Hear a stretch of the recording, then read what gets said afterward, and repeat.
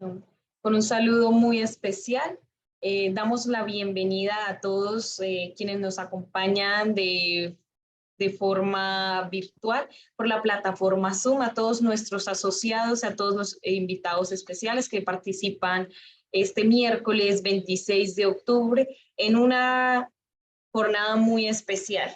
Un día más de las jornadas programadas por la Sociedad Santanderiana de Ingenieros tituladas Realidades de la contaminación por mercurio en el área metropolitana de Bucaramanga.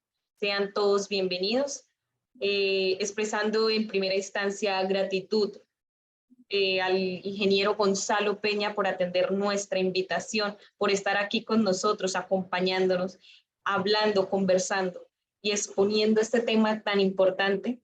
Queremos, sin más preámbulo, ya con el saludo de parte del ingeniero Luis Eugenio Praniño, presidente de la Sociedad Santanderiana de Ingenieros, para todos ustedes. Quiero presentarles algunos datos muy sencillos de nuestro expositor para ya dar inicio a lo más importante de esta jornada. ¿Sí? Las cosas, entonces, contamos hoy con el ingeniero Gonzalo Peña Ortiz, ingeniero civil de la Universidad Industrial de Santander, socio vitalicio de la Sociedad Santanderiana de Ingenieros, especialista en ingeniería ambiental de la Universidad Industrial de Santander también. Ha trabajado como docente de posgrados de la Universidad Industrial de Santander, en detalle en la Escuela de Ingeniería Química, gerente de la empresa de sistemas hidráulicos y sanitarios limitada CISA, con vasta experiencia en el diseño y construcción de plantas de tratamiento de agua para uso humano e industrial. El ingeniero Gonzalo también es un investigador y conocedor del tema que hoy vamos a conversar. Entonces, sin más preámbulo, invitamos a todos a poner mucha atención a la presentación que vamos a iniciar. Recordamos que al final de la intervención del ingeniero Gonzalo daremos un espacio para que los asistentes puedan presentar sus preguntas e inquietudes a nuestro expositor.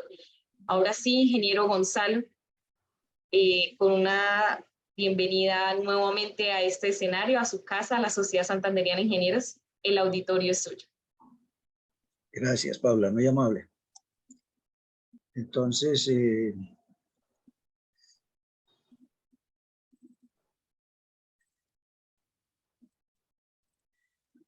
vamos ya a... vemos su presentación. ¿Sí? Correctamente. Sí, señor.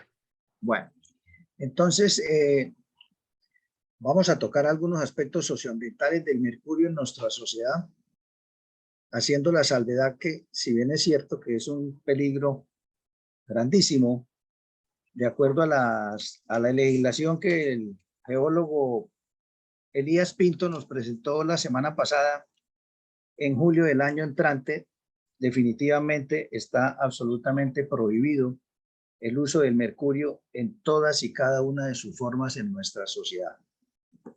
De todas maneras, es muy importante conocer qué es lo que ha pasado con él. Entonces, pero antes de que entremos en el tema del mercurio, es muy importante que miremos el entorno donde se presentan los principales problemas por causa de este metal líquido. Entonces, los páramos. ¿Cómo no? Es porque precisamente el mercurio está siendo utilizado en la zona de páramos. ¿Qué importancia tienen los páramos para nuestra vida? De acuerdo a los estudios hechos por el doctor Thomas van der Hamen, a que se debe el nombre del humedal, entre 2 y 8 millones en promedio, hace 5 millones de años se formaron nuestros páramos. Él encontró que las sucesivas glaciaciones y desglaciaciones, el nivel del páramo ha ido variando altitudinalmente. Él encontró semillas y hojas fósiles de Speletia, el nombre científico del frailejón, a la altura de Bogotá, más o menos 2.600 metros, pero en estudios que hizo por toda la zona donde vivió buena parte de su vida, encontró que hasta alturas de 2.000 metros había frailejón. Si hacemos una comparación, esa es la altura que tiene actualmente el municipio de California, 2.000 metros de altura. Ahora, ¿qué son los páramos? Se pueden definir en una sola palabra: son la vida.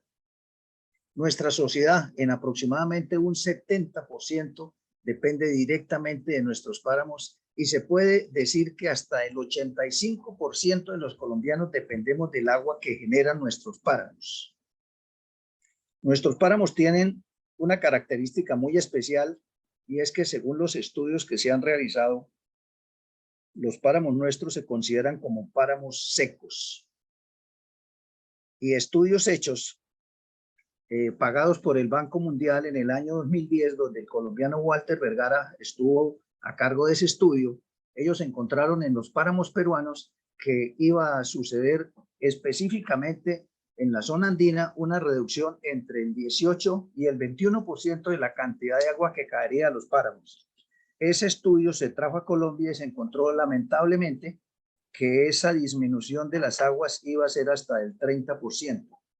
Y en esos páramos secos está específicamente el páramo del Almorzadero y el páramo de Santurbán. Por otra parte, es una verdadera rareza geológica la existencia de los páramos en el trópico. Existen solamente 5 países de América Latina que tienen páramos y algo de esto se puede hablar de que existe en Kenia y en Ghana, en África. En Colombia tenemos el 50% de los páramos y el páramo más grande del mundo es el páramo del Chingaza. Entonces, eso nos da una idea de la magnitud y de la importancia que tiene la existencia de nuestros páramos y la preservación que debemos hacer de ellos. Si quisiéramos hacer una pequeña radiografía de lo que son nuestros páramos, encontramos que en su formación son esencialmente igneometamórficos, es decir, se formaron fundamentalmente por erupciones volcánicas, las cuales con el tiempo esa roca ígnea se fue transformando en roca metamórfica. ¿Cómo acumula el agua en los páramos? El agua se acumula de 2 maneras, la lluvia vertical, que es la normal, y la lluvia horizontal, producto de las nubes o neblinas. Si nosotros vamos hacia Pamplona, antes de llegar al Picacho hay una zona del kilómetro 26, más o menos en la Corcova, hasta el kilómetro 40, donde permanentemente en invierno y verano encontramos lluvias.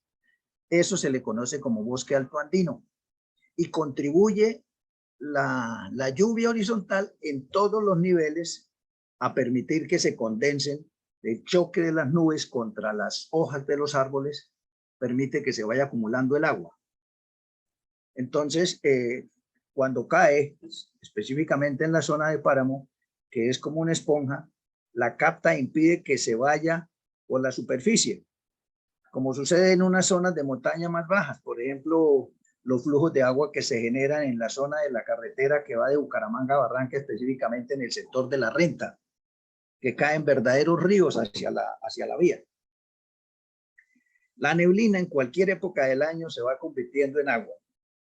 Y esto no es exclusivo de las partes más altas y permite recargar los acuíferos a todos los niveles del ecosistema. Por eso decimos que los páramos son una unidad biogeográfica, socioeconómica, que comprende el superpáramo, el páramo, el subpáramo, el bosque altoandino y la zona de amortiguación. De tal manera que en un momento determinado se haga una delimitación en un nivel cualquiera sea, ese límite arbitrario pues definitivamente no cambia la geología regional. Y además, la misma Constitución Nacional prevé, junto con la Ley 99, mediante la cual se creó el Ministerio del Ambiente, que no debe haber ningún tipo de actividad industrial por encima de las captaciones de los acueductos. Es más, el artículo 65 de la Ley 99 del 93 dice claramente que el páramo, que todos los páramos que circundan a la capital, páramo de Chingaza, páramo de Guerrero, y todos sus valles y montañas y zonas aledañas, bajo ninguna circunstancia podrá ser utilizados para nada diferente a la actividad agrosilvopastoril. Entonces, el reclamo que hemos hecho en varias oportunidades a los gobiernos centrales es que por qué solamente con ese acusado centralismo que nos ha caracterizado la capital del país. Tiene derecho a preservar sus fuentes de agua y todos los demás 36 páramos no podemos gozar de ese mismo derecho. Ahora bien, ya entrando en materia, ¿cómo aparece el mercurio? 1600 a 1500 años antes de nuestra era en Egipto, las dinastías 18 y 19, se encontraron vasijas funerarias llenas de mercurio líquido. El principal mineral del mercurio se conoce como cinabrio y 1200 años antes de nuestra era sacado de la mina de Quichan en la China. 700 años antes de nuestra era lo usaban para beneficio del oro los fenicios, en lo que hoy es la zona del Líbano, en el Mediterráneo. En la India lo utilizaron porque creían que tenía propiedades afrodisíacas. Seguramente las... Buenas tardes. Isabel, Voy a generar su correo electrónico. Les pido excusas que no había apagado este aparato. Entonces, yo me imagino que de las convulsiones que les daba pensaban que eso era algo afrodisíaco.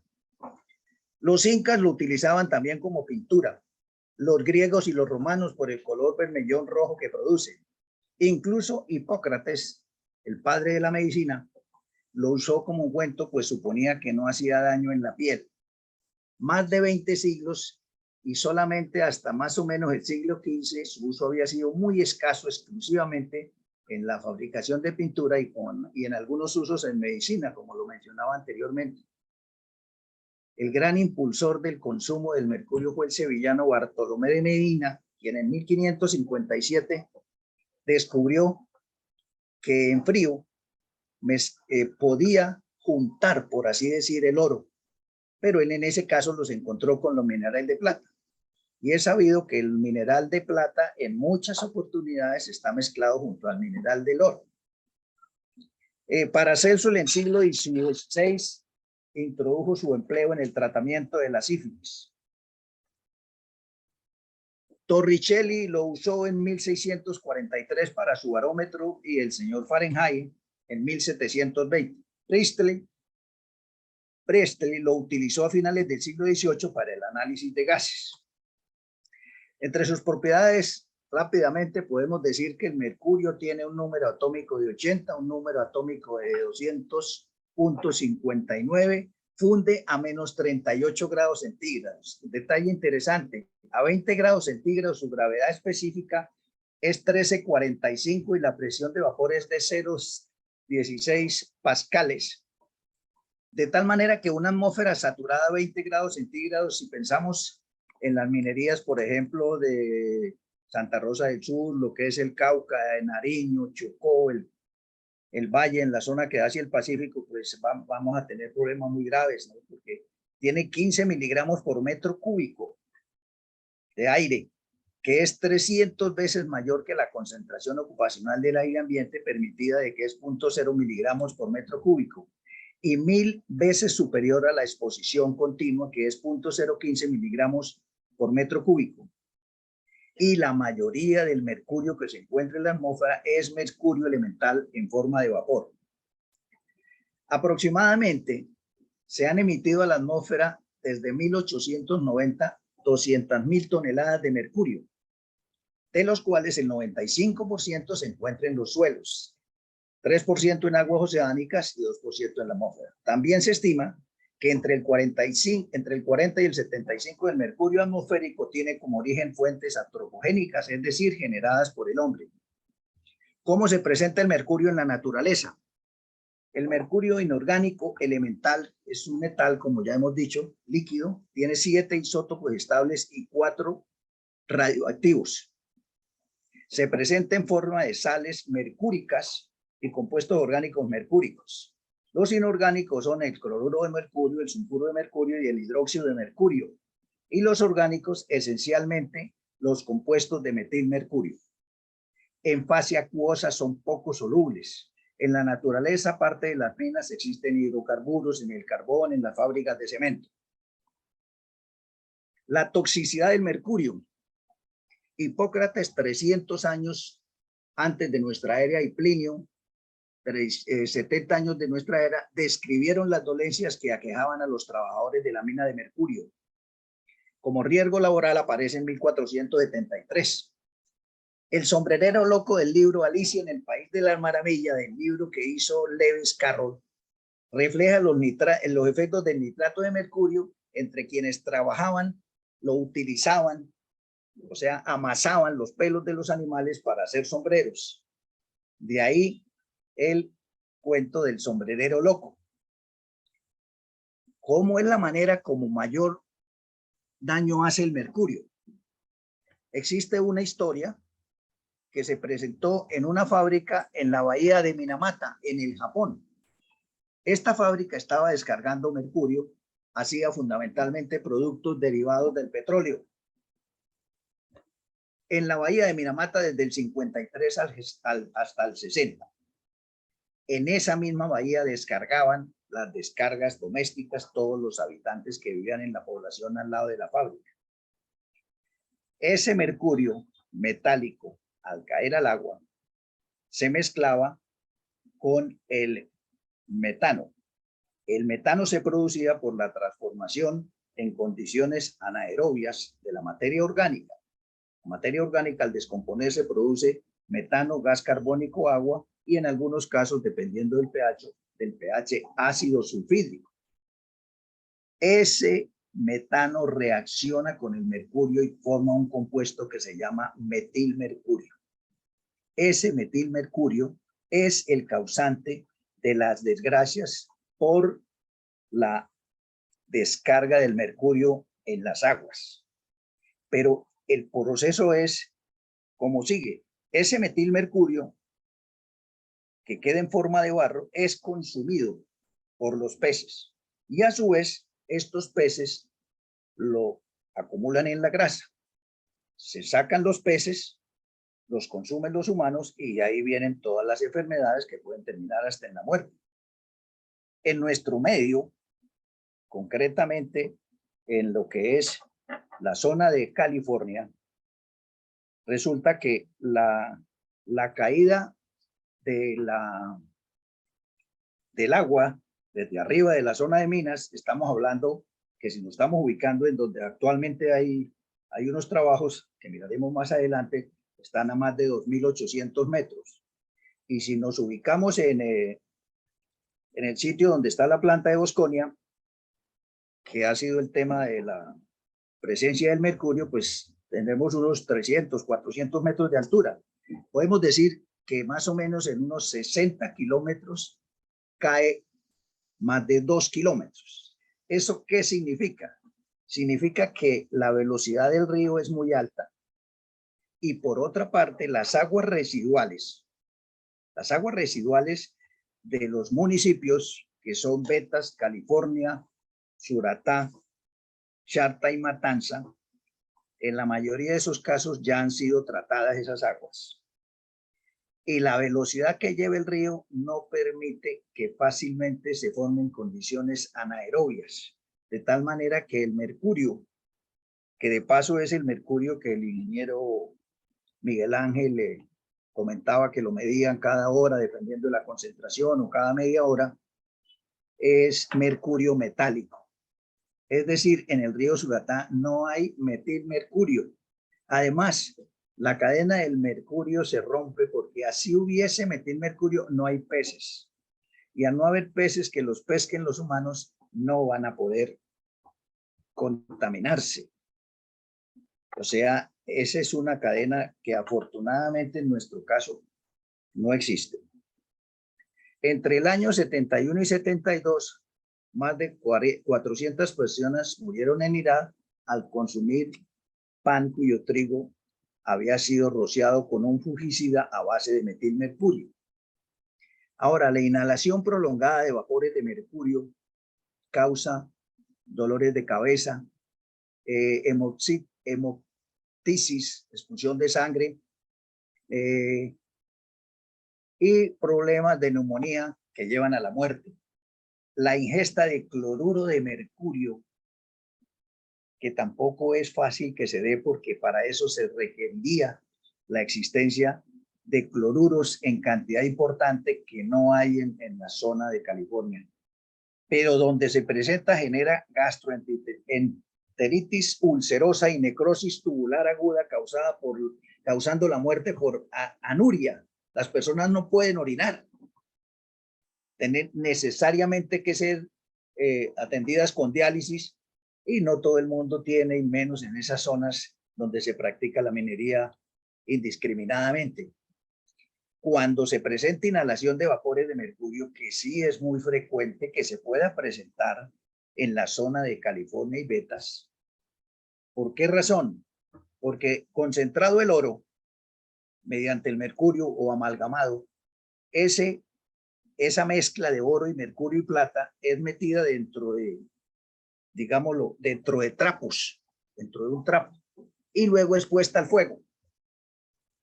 El mercurio por encima de los 20 grados centígrados se comienza a evaporar y en este caso el mercurio se evapora, se sublima, se vuelve gas inmediatamente.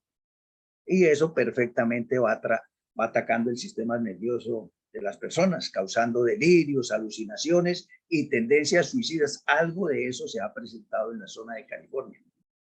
Las sales de mercurio inorgánico divalente, o sea, mercurio más 2, ataca el riñón y le puede causar la muerte.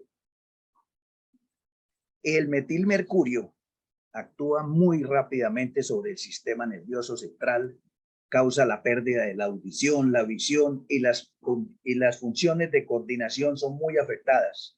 Produce debilidad neuromuscular y daño irreversible. En el caso de las mujeres embarazadas, los partos son prematuros y mutaciones genéticas. En el caso de la bahía de Minamata, fue muy famosa una foto donde una señora aparece con su hijito, el cual no tenía los brazos sino antes del codo y terminaban como en punta, y las piernitas lo mismo, terminaban antes de la rodilla. Se hizo famosa porque esa fotografía permitió que le dieran un premio Pulitzer y se hizo notorio. Hay una anécdota según la cual el dueño de la fábrica, cuando se dio cuenta del daño que se había causado, citó a todos sus trabajadores en un salón al frente de, pues que había en la empresa que él tenía, les pidió excusas y procedió a hacerse el harakiri, como una manera de compensar el daño que había causado. Ahora bien, ¿qué pasa en California y la región de Sotonorte? La minería en pequeña escala tradicional en California utiliza precisamente para amalgamar el oro fino que sacan de las montañas. Ese desecho del mercurio lo lanzan a la quebrada de la Baja. Baja por el río Suratá y finalmente llega a la captación del acueducto en Bosconia.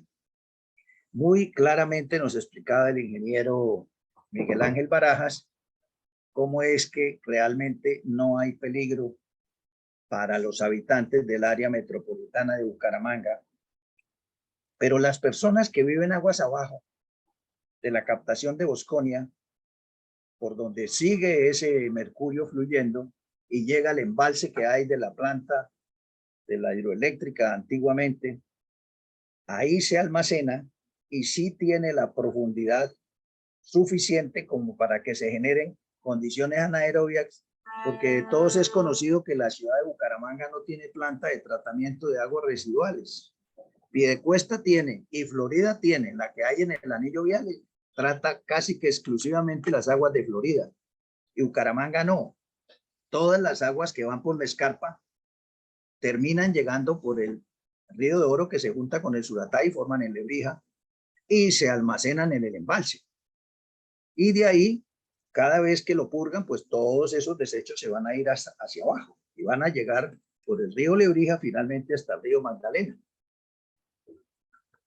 Ahora bien, es muy importante, yo quisiera precisar unos términos que se usan con mucha frecuencia. Por ejemplo, se habla de mineros ancestrales o artesanales o de pequeños mineros.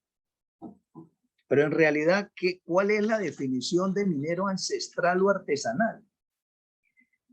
Es aquella minería hecha por personas que realizan labores de recuperación esencialmente en zonas de aluvión, es decir, directamente en quebradas, con el uso de elementos materiales tales como barras, palas, cinceles, bateas o canalones, de tal manera que el uso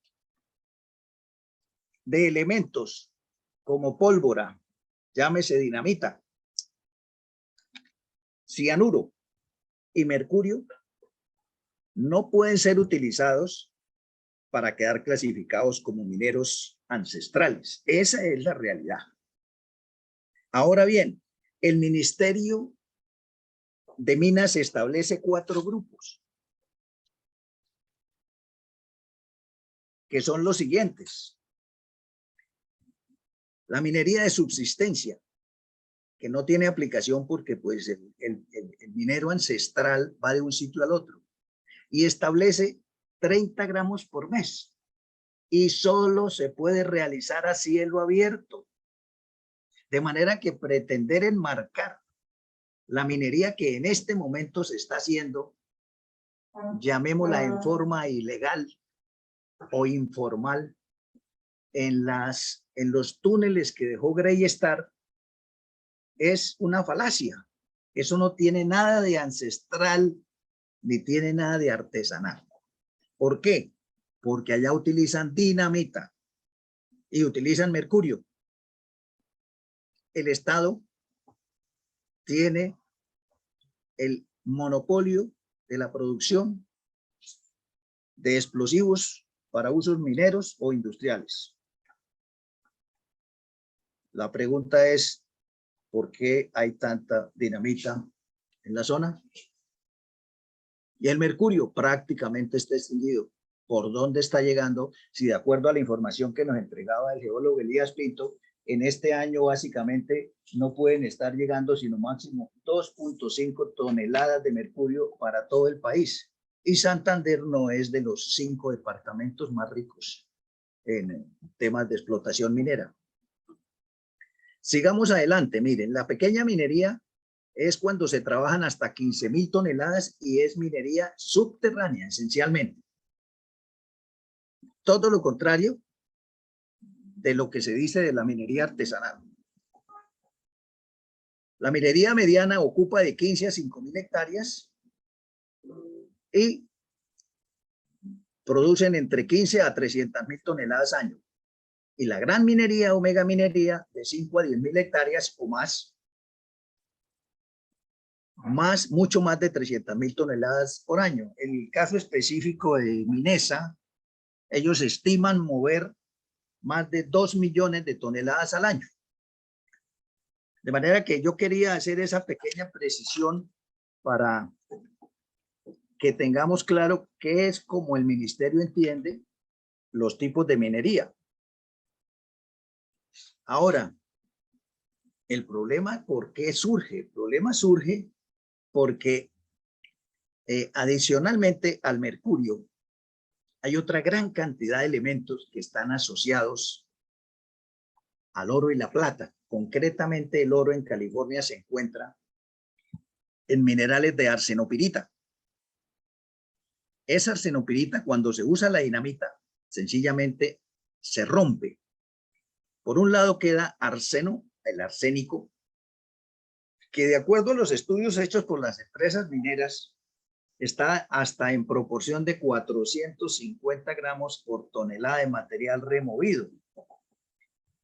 Según los estudios que ha hecho nuestro paisano, el doctor Jaime Forero, el arsénico es uno de los venenos y de los minerales más tóxicos que puedan existir.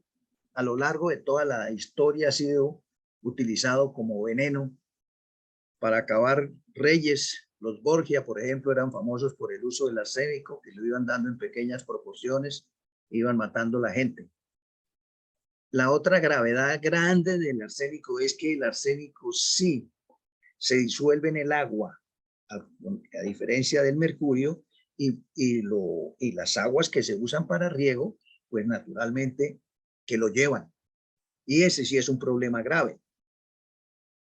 En todos los proyectos mineros de Betas y California, siempre que haya esta formación aurífera típica, siempre todos tienen ese arsénico en grandes proporciones. El otro elemento es que se forma ácido sulfúrico. ¿Por qué? Porque está el sulfuro de hierro, está el sulfuro de plomo y está el sulfuro de zinc en forma natural. Y entonces todos esos contribuyen, y según algunos estudios hechos en Estados Unidos, se puede calcular que hay hasta 72 kilos de ácido sulfúrico por tonelada de material removido. A eso se le conoce con el nombre de aguas ácidas. Entonces, la pregunta es, si con solo este pequeño trabajo, que en términos reales es pequeño, que están haciendo estas personas en forma fraudulenta, puesto que no son dueños de las minas, no son dueños de esos territorios. Segundo, que esos territorios están en zona de páramo, las cuales por ley no se pueden tocar. Ahora imagínense ustedes que estas personas puedan estar removiendo máximo, yo le calculo 10 toneladas al día. Las grandes mineras ofrecen moler 10.000 toneladas diarias. 10.000 toneladas diarias, pues saquemos la cuenta. 2 millones de toneladas al año, pues hagamos las operaciones y a ver qué nos da al día, sin parar durante 21 años. Resulta que el daño del mercurio se vuelve nada en la medida en que se ejerza un control por parte del Estado. Y segundo, que el año entrante en julio ya no va a haber mercurio. Entonces el riesgo pasa. Así de sencillo. Ahora bien, ¿qué sucede si se hace gran minería? Que por contraposición se dice que usa una tecnología de punta y que como tal no va a haber daños ambientales. Pero es que el problema se produce fundamentalmente por la rotura de la roca, independientemente de que estén o no haciendo procesos de concentración, como piensan que los pueden llevar a cabo en el sector de Suratá. El daño es precisamente por la rotura de las montañas que nos forma esas aguas ácidas, y donde, de acuerdo a estudios que se han hecho de la AngloGold Colombia para Greystar en el año 2010, esos estudios sencillamente lo que nos están diciendo es que hay 52 elementos de la tabla periódica. 52 elementos de la tabla periódica que, producto de esas aguas ácidas, se van a estar disolviendo en las aguas superficiales y en las aguas subterráneas. Ese es el gravísimo daño por 21 años. ¿Y después qué nos va a quedar? ¿Qué nos va a quedar a nosotros? Recordemos que ellos tienen dentro de sus propósitos la construcción de un dique para albergar más o menos 36 millones de toneladas de todos esos residuos, dentro de los cuales también es bueno recordar que hay residuos radioactivos. Yo tuve la oportunidad de leer un pH tan bajo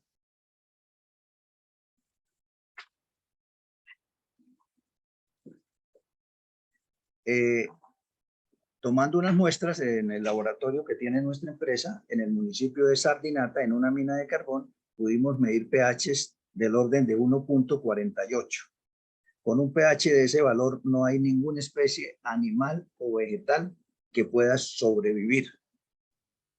Entonces, independientemente de las técnicas que puedan hacerse para la recuperación de esos concentrados, el problema está en el daño permanente a las aguas superficiales y subterráneas. Y esos daños son a perpetuidad. En Estados Unidos hay minas con más de 150 años en el estado de Montana, en el Valle de Viterot, que llevan cientos de años. Y más cerca en Colombia, hace poco que estuvo la ministra del Ambiente, unos parameros de Boyacá, de Tasco, mostraron las fotografías de cómo unas minas de carbón que hace 25 años las dejaron de producir y en este momento ninguna de las quebradas que les surtían les sirven por todos los minerales que se están disolviendo. Recordemos que hablamos de una mina de carbón con pH de 1,48. Ahora hay otro posible riesgo importante y es que según la hidrogeología, que es el estudio de las aguas subterráneas, pueden llegar al embalse de Bucaramanga. ¿Por qué razón? Porque de acuerdo a lo que se conoce de la hidrogeología,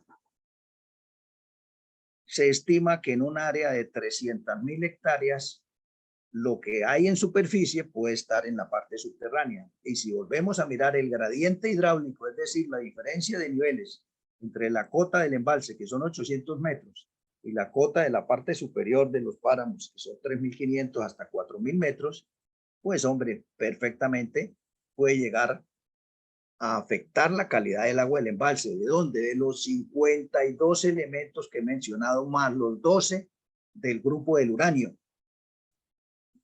Y de ahí se piensan sacar 3.200 litros por segundo, de acuerdo a estudios elaborados por el acueducto. Entonces ahí tenemos también otra espada de Damocles importante y no tenemos fuentes disponibles fáciles a corto plazo.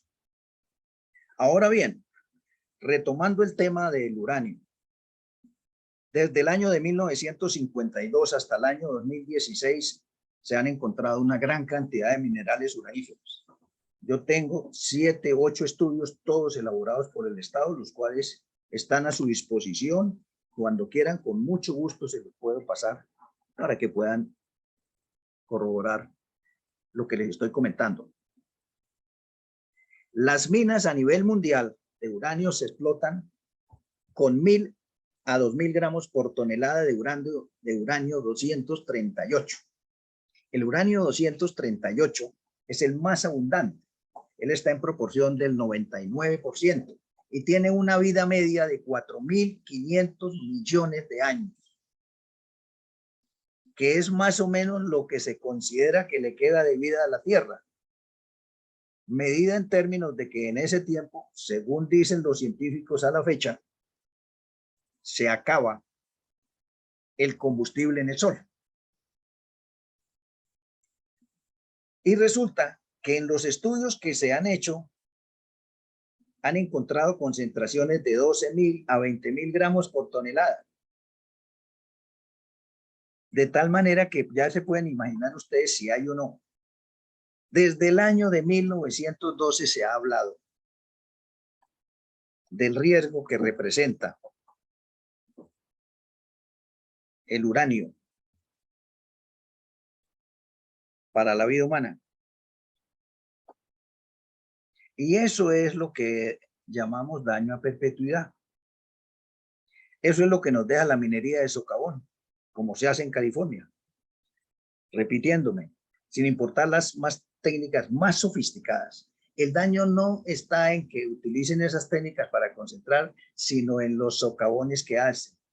Ellos piensan hacer una caverna gigantesca dentro de la cual van a poner unos equipos de trituración y de ahí, mediante 2 túneles de más de 6 kilómetros de largo, llevan a un sector de Suratá que se conoce con el nombre de Padilla. Son 2 túneles, uno para sacar el oro por unas bandas transportadoras y el otro es un túnel que se llama de servicio, pero a los 21 años se van. ¿Y quién va a responder por ese daño? ¿Y qué va a quedar?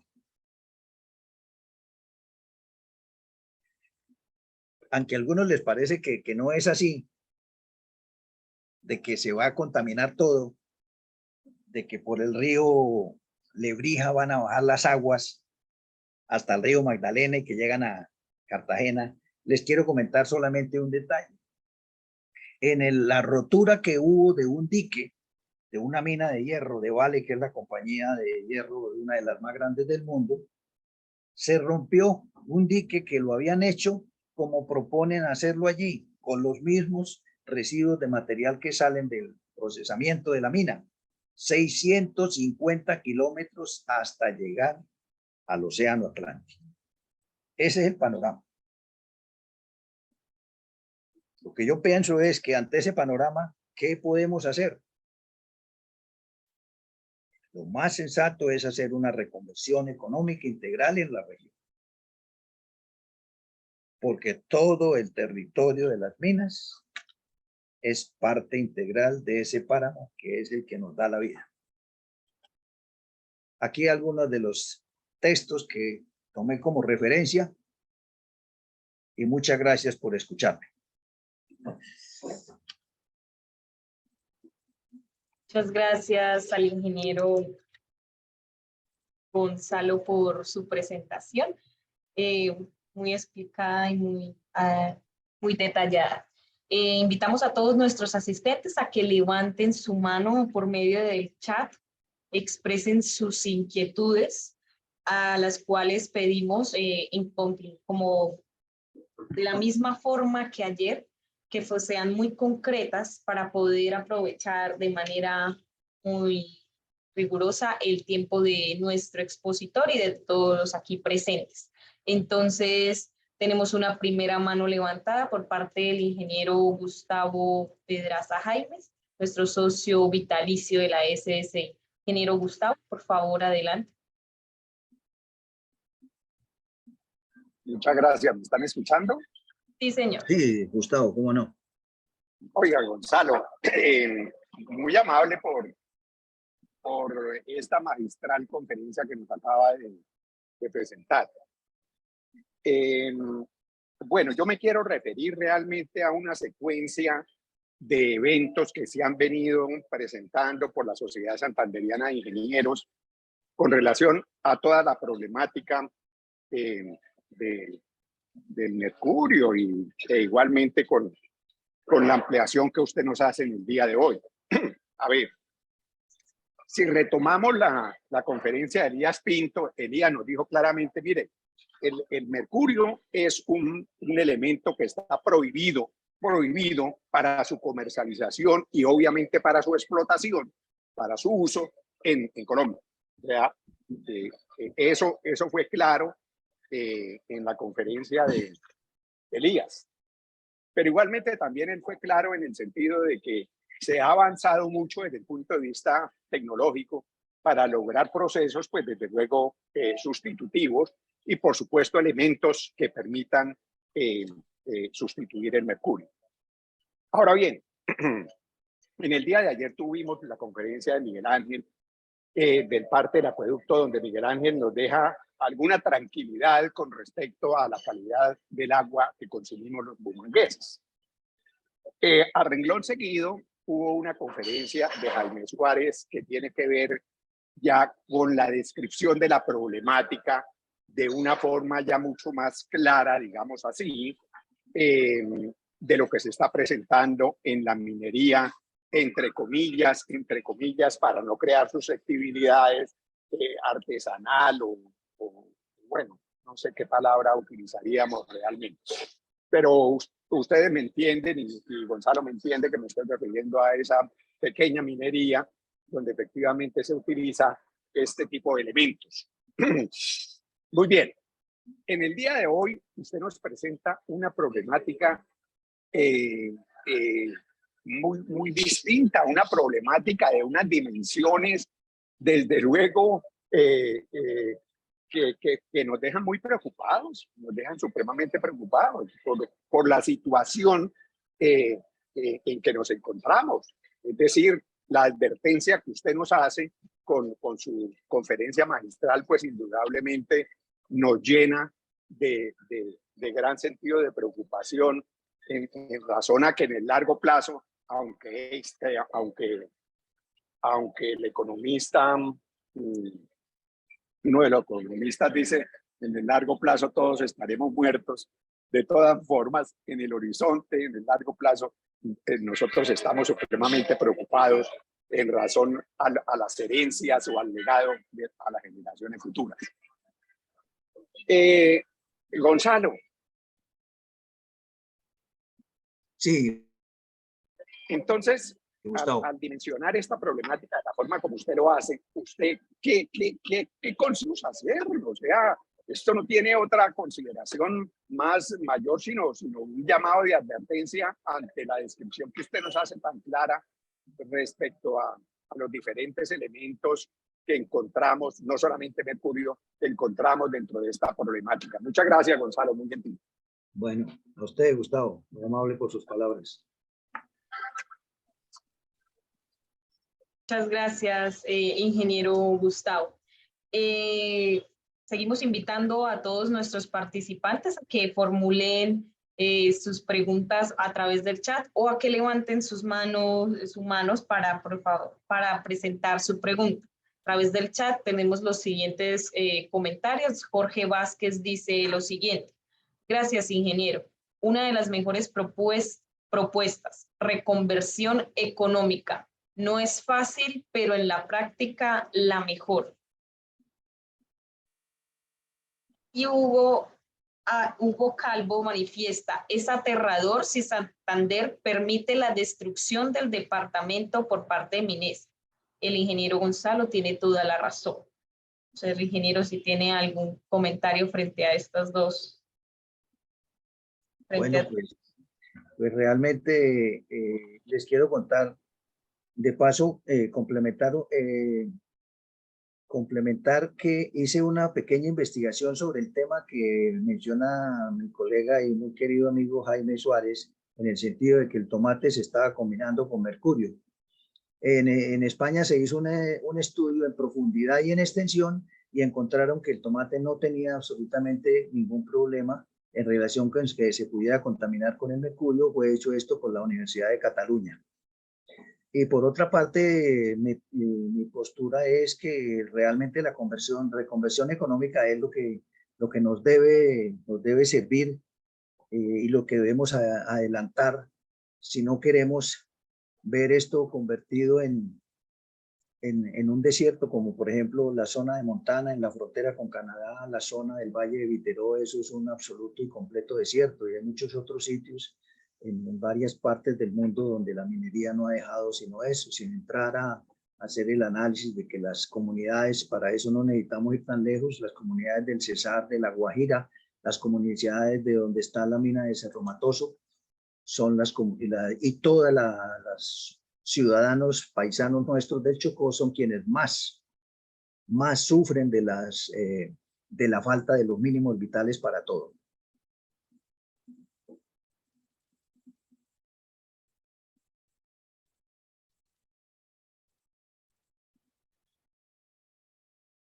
Ingeniero Gonzalo, Sí, señor. pues realmente, como lo hemos visto en otros espacios en los que usted ha participado, primero agradecer y reconocer su valioso trabajo e investigación permanente sobre el tema. Creo que continuamos armando desde el pasado jueves 20, el día de ayer y hoy, una importante aporte a la construcción de ese lenguaje común sobre el tema de la contaminación por mercurio, no solamente en el río Suratá, sino como usted lo ha referido y lo hemos referido acá, en el área metropolitana. Creo que el construir este gran y valioso glosario y esta valiosa información, pues aporta para que redondear el tema y en el día de mañana con los médicos, los especialistas en salud pública en ese tema, acabemos de redondear el tema y como usted hace parte del grupo de discusión que vamos a tener para cerrar la faena y determinar unos planes de acciones, que tal como lo refería también Gustavo Pedraza ahora, pues realmente desde las diferencias tenemos que construir consensos basados en la construcción técnica, en elementos técnicos de ingeniería que podamos aportar nosotros desde la Sociedad Santanderiana de Ingenieros a la comunidad santanderiana para aportar a esta visión de futuro. Construir esta perspectiva que nos permita garantizar futuro para todos. No solamente para nosotros de frente mirando hacia el oriente, sino también a espaldas mirando hacia el occidente para garantizar agua potable para todos, bienestar para todos. Y la gente arriba tiene que vivir y tendremos que aportar estrategias técnicas de ingeniería para que así sea. Entonces, con estas claridades, nuevamente agradezco, ingeniero Gonzalo, y a todos los asistentes, la participación y el valioso aporte de la jornada de hoy. Y quisiera reiterar, ingeniero Gonzalo, la invitación para que nos acompañe entonces mañana en la discusión para trazar unas líneas de acción. ¿Cómo podemos nosotros desde la Sociedad Santanderiana de Ingenieros aportar de manera concreta en este trabajo de soluciones integrales? Lo que hemos hecho desde el pasado jueves, insisto, es construir ese lenguaje común que nos permita entonces con unos criterios técnicos construir y aportar en esa misma dinámica. Entonces, perfecto, maravilloso. Aquí hay unos mensajes también en el chat de la sala Zoom y agradecidos. Paula, quisiera de todas maneras pedirle que lo leyera antes de despedir en la sala. Gracias, ingeniero Gonzalo. De todas maneras, atentos para mañana estar allí presenciales en la sociedad, con varios de los aquí que nos permiten presenciales y híbrido para todos los compañeros y que nos están acompañando desde el día de ayer. Ayer estuvimos en un grupo con más de 70 personas, hoy hemos llegado a más de 35 y ahora nos mantenemos 35, muy interesados en el tema. Valiosísimo trabajo, muy importante y como siempre, muy concreto, muy técnico, muy ingeniero. Gracias, ingeniero Gonzalo. Bueno, con mucho gusto y gracias a todos los que nos han acompañado. Claro que sí, ingeniero Gonzalo. Uniéndome a las expresiones de gratitud de nuestro presidente, el ingeniero Luis Eugenio, y de todos los presentes aquí por acompañarnos. Entonces, leo, como lo solicitaron, uno de los últimos comentarios en el chat de Marta Lucía Villamezar, la Junta de Acción Comunal del Barrio Esperanza 3. Tercera etapa al norte de Bucaramanga, esperamos nos tengan en cuenta. Y en respuesta a la ingeniera Álvaro Arévalo Alba Consuelo, que pregunta si es posible tener la presentación, sí le consultaría al ingeniero Gonzalo, más sin embargo, les comento que tanto la jornada del pasado jueves 20 de octubre como la de ayer y la de hoy estarán publicadas y las dos jornadas anteriores ya están publicadas en el canal de YouTube de la Sociedad Santanderiana de Ingenieros, en donde la podrán ver, consultar en cualquier momento y replicar a quienes les considere de interés o importante. Asimismo, hacia final... Yo ya mandé ya el correo, yo ya hablé con Zuli, creo que es. Entonces, los invitamos a consultar el canal de YouTube de la Sociedad Santanderiana de Ingenieros. Ahí podrán ver o visualizar todas estas jornadas especiales y técnicas que hemos realizado, así como las de Café con Ingenieros también en los pasados días y meses. Entonces, nada más, sin más preámbulo, nuevamente agradeciendo su asistencia, su participación. Reiteramos la invitación a la jornada final, mañana 27 de octubre, que tendrá a las 4 de la tarde a los médicos y a las 5 de la tarde un conversatorio con todos esos importantes actores desde lo técnico y desde lo práctico. Entonces, feliz noche para todos y muchas gracias por estar aquí con nosotros. Al ingeniero Gonzalo también. Muchas gracias por su exposición. Bueno. Buenas noches. Muy amables. Estén muy bien todos, colegas y colegas. Muchas gracias, ingeniero. Gracias, CSI. Gracias.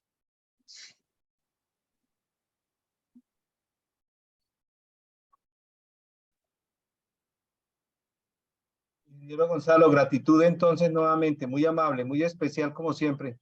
Bueno, nos vemos mañana entonces. Hablamos mañana. Listo, sí, señor. Bueno, por ahí estaré. Gracias.